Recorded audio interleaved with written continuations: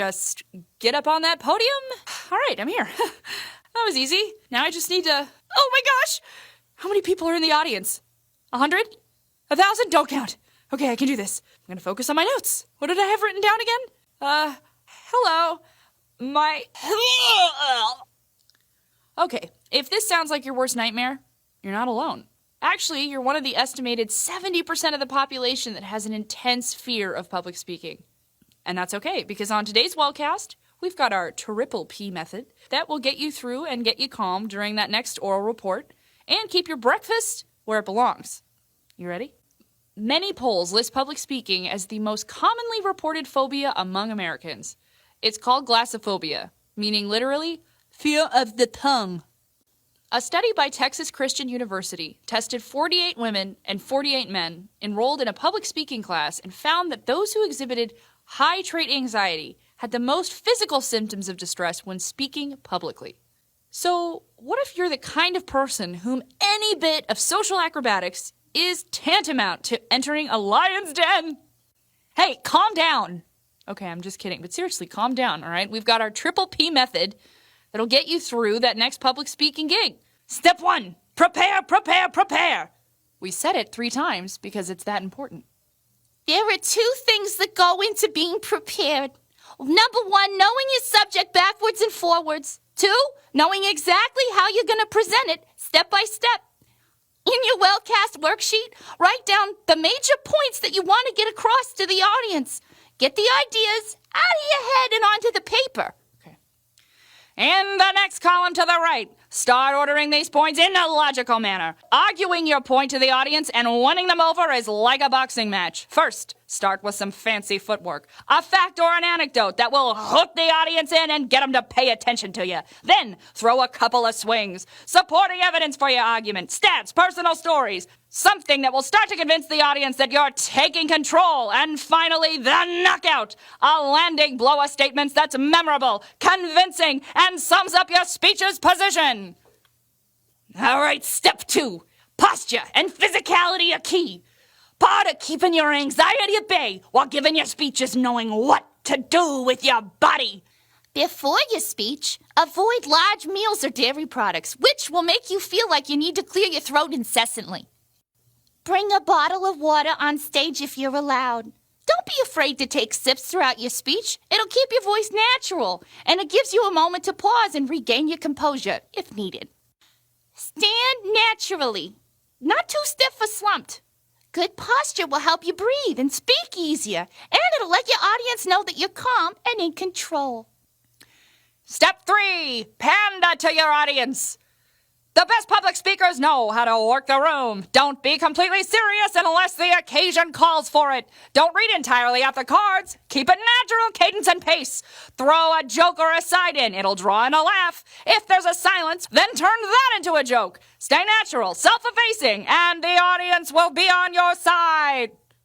If you're like a lot of members on the Wellcast team, you might not be as comfortable talking about yourself. Saying what you want or what you think when you're around a lot of people can be really difficult. Okay, well, today we've got 4 quick tips on how to be more assertive in every aspect of your life. At school, at work, or in a nerve-wracking situation, like having to tell your parents that you dinged the car. I'm so sorry. You ready? Tip 1, hold on to your nuts. Yep. This is an acronym borrowed from the author Wayne Levine. It stands for non-negotiable, unalterable terms. Basically, your boundaries. When you find yourself stuck in an uncomfortable position, ask yourself, what are the most important things to me in this situation? What do I absolutely refuse to compromise?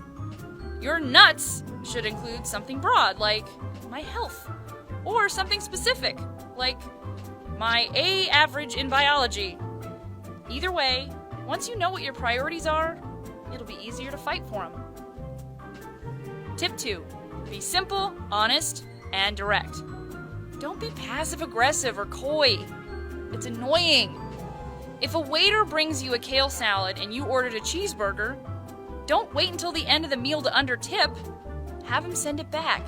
If you're honest and direct, rather than waffly and underhanded, things are more likely to work out in your favor. At the very least, you've done yourself a favor by making your needs known. Tip 3. Fake it till you make it. Hey, here's a secret. If you act assertive, you will start feeling assertive. So, how do you know to do that? Well, use your body language and your voice to make your presence known. Practice good posture.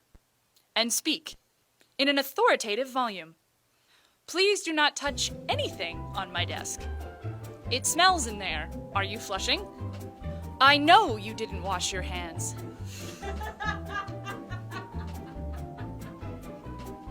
Be an eagle, not a turtle. I know, just let me tease this metaphor out a little bit. It's a little weird. Do be an eagle. Don't be a turtle. Don't thrust your shoulders forward a slump. You look like you're apologizing for yourself. Do straighten your back.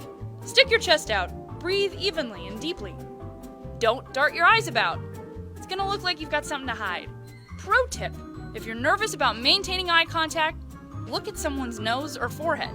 You'll seem more engaged and in control. We tried this, it actually works. Do speak up. Seriously, I can't even hear you right now. Tip 4, use I statements instead of you statements. This way, you can express what you want without being accusatory. To wit, what follows is the wrong way to tell your roommate to do the dishes. You never do the dishes. There's a pile of them in the sink right now, and it's old enough to be carbon dated. Here's the right way. I feel like I've been doing more than my fair share of the dishes lately. I'm pretty tired when I get home from work. Could you help me out? See? You expressed your frustration without sounding like a nag. The assertiveness goldmine.